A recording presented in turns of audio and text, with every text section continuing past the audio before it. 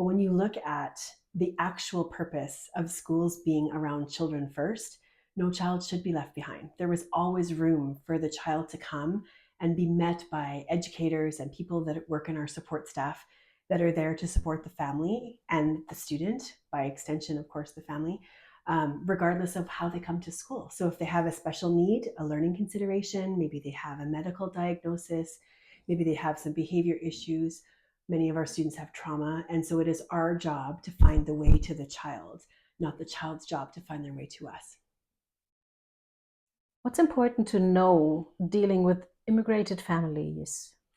So in my previous principalships, I have been a principal in 2 different schools and worked heavily with refugee families. And one of the things that I think is really most crucial is how you welcome them into your building.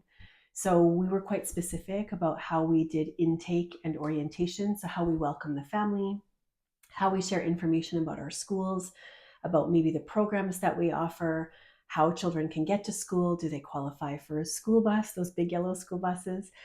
What does our lunchroom program look like? What kind of subjects might they be speaking? Because sometimes we have French. Most often the instructional language is English. What kind of supports will they have? And really listening to a family's story and understanding how they came to us. Because in empathy building and understanding that family connection, we're better able to reach across the table and say, your child is safe here. We're so glad you're here.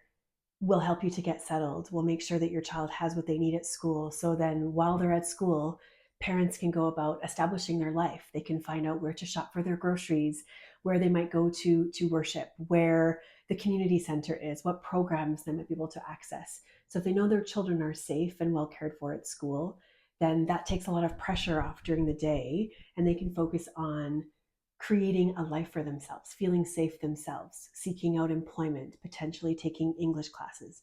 So I would say we call that wraparound services. So services not for the child, but for the family as well. Another thing I think is really important is when children are coming into a school, if we have other children that speak the language or potentially share the same religion, we will often partner those children and sometimes those families up so they feel immediately connected. There's a sense of community.